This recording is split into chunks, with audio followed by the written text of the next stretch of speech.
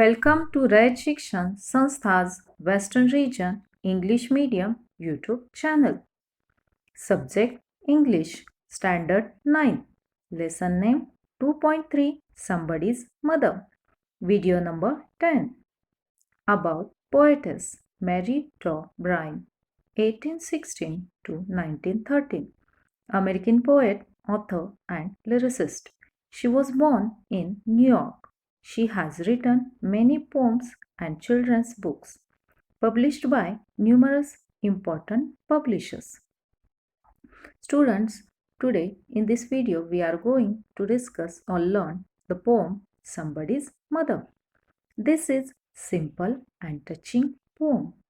Now we will see the explanation of the poem. Somebody's Mother.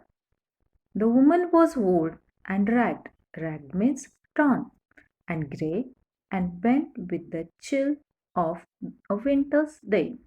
The streets were white with a recent snow, and the woman's feet with age were slow. The poet says that woman was old with grey hair. She was wearing torn clothes, and her back was bent with the cold of the winter's day. Her feet were slow due to age. The roads were covered with the recent fall of snow. At the crowded crossing, she waited long. Jostled, here jostle means pushed aside by the careless throng. Throng means big crowd of human beings who passed her by, unheeding the glance of her anxious eye. In this stanza, the poet says that the woman waited for a long time at crowded crossing. The careless crowd pushed her aside and many people passed by without bothering about her anxiety. Let us see figures of speech. The woman's feet with age were slow. Synecdoche. Part for the whole feet refer to the woman. Next, unheeding the glance of her anxious eye. Transfer epithet. I only is not anxious. The adjective anxious transferred from old lady to I. Down the street with laughter and shout, glad in the freedom of school let out, came happy boys like a flock of sheep, helling the snow. Here, helling means welcoming. Helling the snow piled white and deep. Past the woman, so old and grey, hastened the children on their way. The poet says that down the street, laughing and shouting, came a group of boys, glad that they were free from school. They looked like a flock of sheep.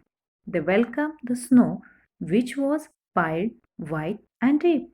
They went quickly on their way past the old woman, none offering helping hand to her, so weak and timid, afraid to steer, lest the carriage wheels or the horse's feet should trample her down in the slippery street. None of the boys offered her helping hand. She was scared and weak and afraid to move on the slippery street because of fear that she would be trampled either by the wheels of the carriages or the horse's feet. Let us see figure of speech. Came happy boys like a flock of sheep. Simile. Happy boys are compared to a flock of sheep. Should trample her down in the slippery street. Alliteration. Sound of the letter S is repeated for poetic sound effect. At last came out of the merry troop the guest boy of all the group.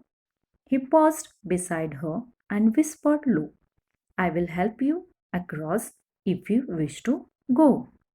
Finally, out of the happy group of children, the guest boy came out. He paused near her and told her softly that he would help her across the road if she wished to go. Her aged hand on his strong young arm she placed, and so without heart or harm. He guided the trembling feet along, proud that his own were young and strong. Then back again to his friends he went, his young heart happy and well content. She placed her old hand on his strong young arm, and he guided her trembling feet along without allowing her to be hurt or harmed. He was happy that his own feet were young and strong. After taking her across, he went back to his friends, happy and content with what he had done. Let us see figures of speech. The guest boy of all the group. Alliteration. Sound of G is repeated for poetic effect. Next, so without hurt or harm. Tautology, hurt and harm have the same meaning. She is somebody's mother. Boys, you know, for all she aged and poor and snow, poor and slow.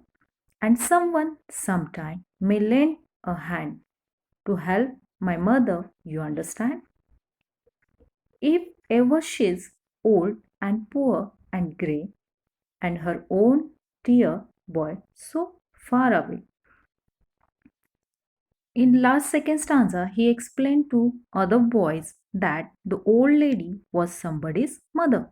After all, even though she was now old and poor and slow, he hoped that someone sometime may lend a helping hand to his mother if she became old and poor and grey, and he was far away. Last stanza.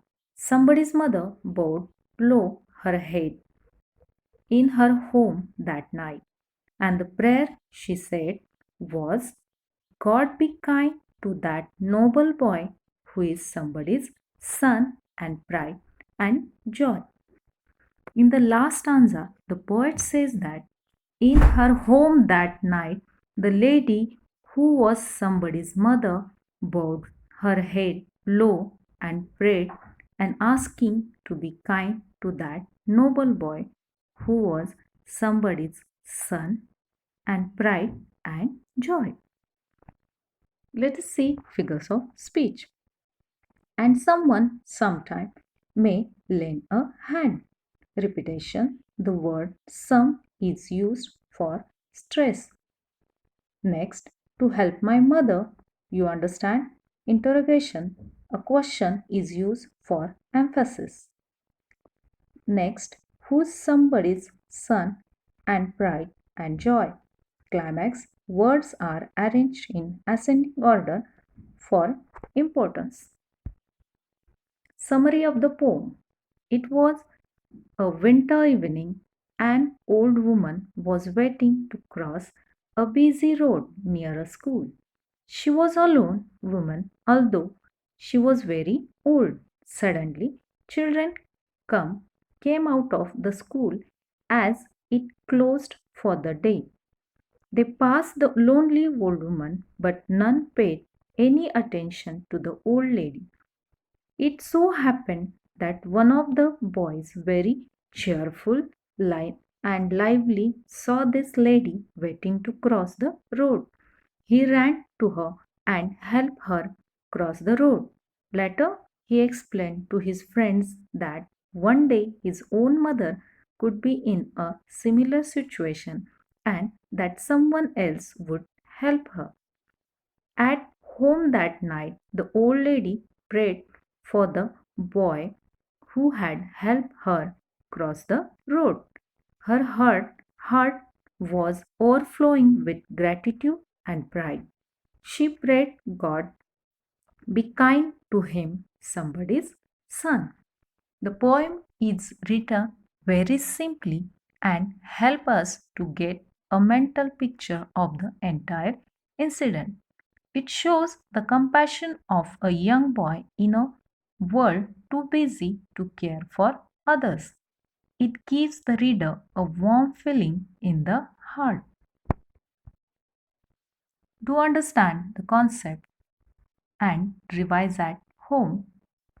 Thank you.